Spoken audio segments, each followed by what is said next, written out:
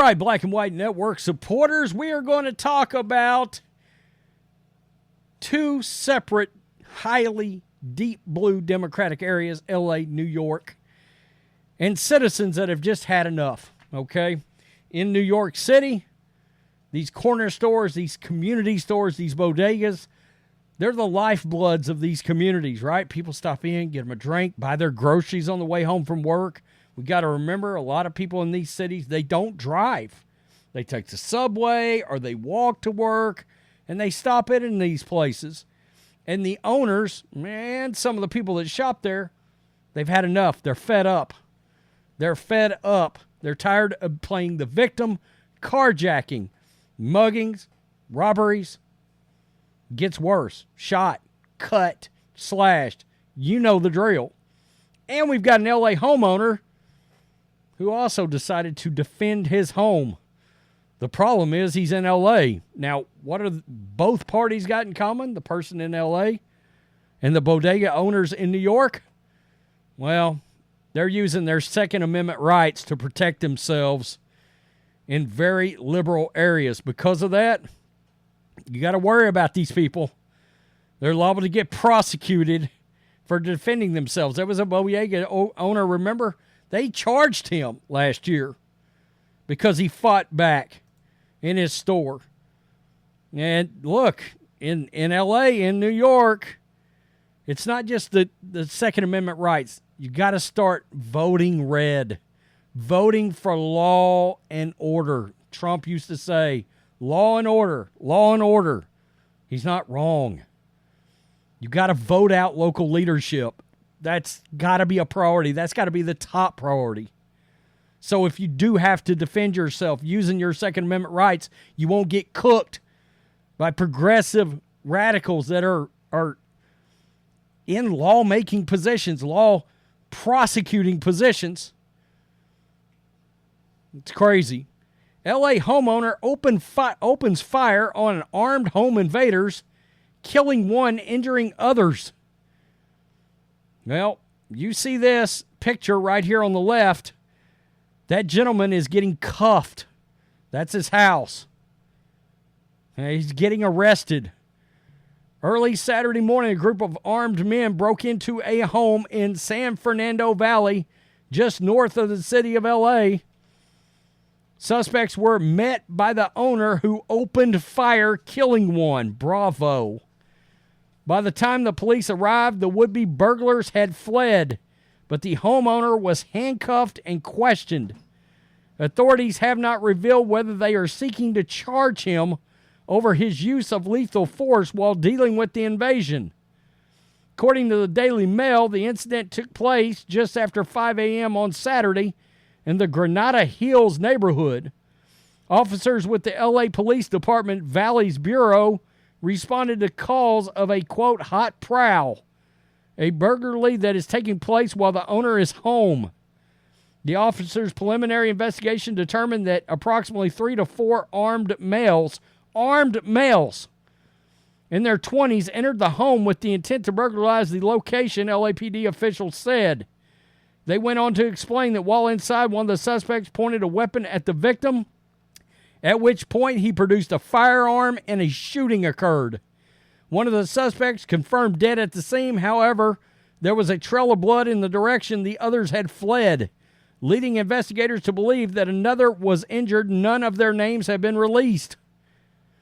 In a press conference following the incident, LAPD Valley Bureau Deputy Chief Alan Hamilton noted that while it was ultimately up to the district attorney to decide whether charges were warranted, quote, anyone inside their residence is faced with deadly threat and is perceived as a deadly threat has the right to protect themselves. Yeah, they absolutely should. Good luck in L.A. Good luck. As KTLA reports, this is far from the first attempted burglary in the neighborhood. Over the past few weeks, one resident said he was not, quote, not surprised at all. Called it a real problem.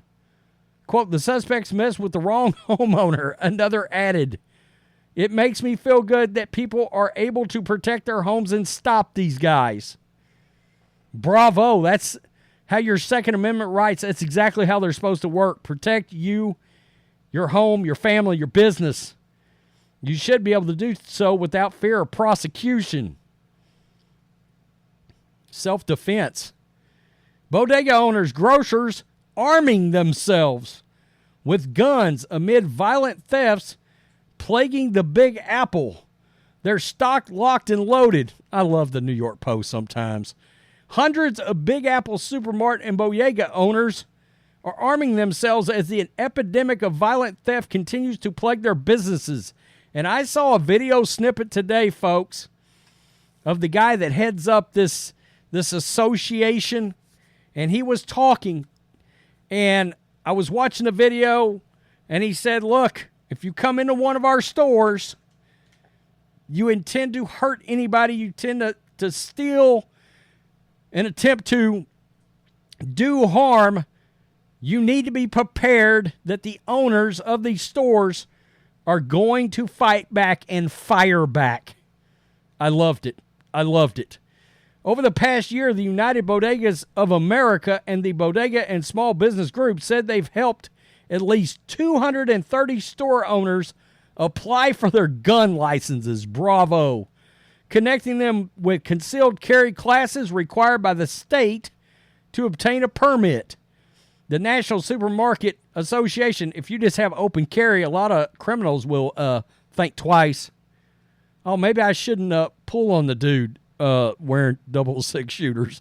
I'm just saying. And I'm making a joke, but you get my point. You're going to think twice when you can tell somebody can shoot back. The National Supermarket Association would represent 600 independent grocers.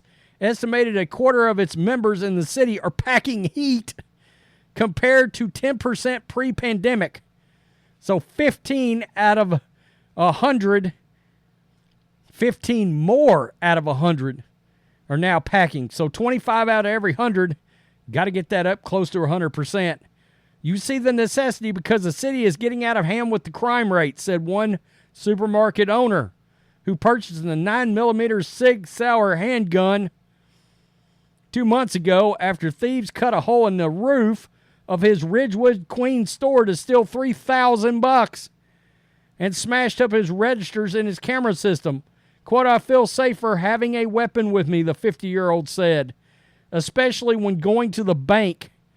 The gun-toting grocer said he hasn't had to use his firearm, but practices once a week for the worst-case scenario where he needs to defend himself and his staff.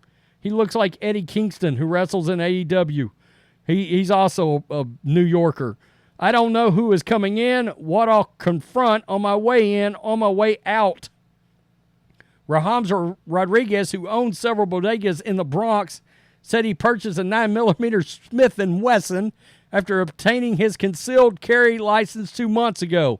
That's him right there. Man, these stores, and we don't have them in Texas, at least in rural areas.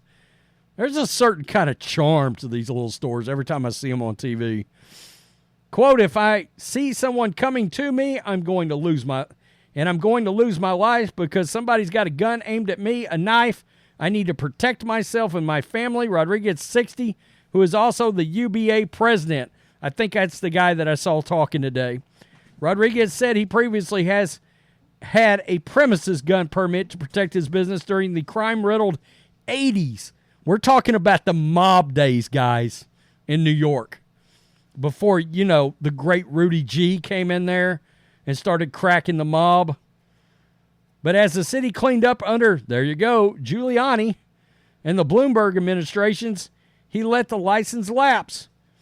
With the recent wave of violence, it started to look like in the 80s and the 90s, he said. That's why I applied for my new gun license, and that's why I have it. Many grocers have felt increasing needs to arm themselves partly because of slower police responses to emergency calls. Yeah, they defunded the police out there. Re-imaged the police. My goodness. According to the retired NYPD Sergeant Johnny Nunez, who leads 18-hour courses covering gun safety and live firearm training that are required by New York State for obtaining a concealed carry permit. They recognize that there's less cops on the streets. They're attending all these rallies, and they have to defend themselves. Classes have been attended by many bodega and supermarket owners. And that's where we'll just hold off. But get this, shoplifting complaints have soared to over 54,000 versus 37,000 just 4 years ago. So almost 20,000 more. That's nuts. That's really nuts. Good. You should defend yourself. It's your right as a red-blooded American to carry. Here in Texas, hey, you're just carrying, And at least in rural areas, that's why you don't see a lot of crazy random. You don't pull up at a light in our local town and go to carjack somebody, because if you do, holy shit, good luck. Good luck, because if the person you're carjacking doesn't pull on you, the rednecks in the truck behind you are probably pulling 3 out on you. I mean, I know I'm laughing, but I'm serious. And that has a lot of criminals. They think twice about what they're doing before they walk into a restaurant and just randomly pull and start doing some craziness. They know when they pull 7 people, if we go to Golden Corral to eat, shit, there's guns everywhere in there. All over the place. Holstered up. I mean, I'm just saying. I understand a lot of ex-military like to eat in there because of the discounts, but you get the point. I mean, citizens are starting. There is a little bit of a shift. And look, I don't think a place like Chicago will ever go red. Maybe, but I doubt it. If it does, it'll be 50 years from now. Maybe if the young radicals don't take over. But some of these places, people are starting to wake up. What's going on TV right now with everybody flooding the streets has woke up a lot of lefties. Wait a minute. I vote left. I vote liberal. And they hate me? Yeah, they do. Look at Goldie's restaurant in Philadelphia. It's a sad state of where we're at right now. Tell me what you think. Peace. I'm out. Till next time.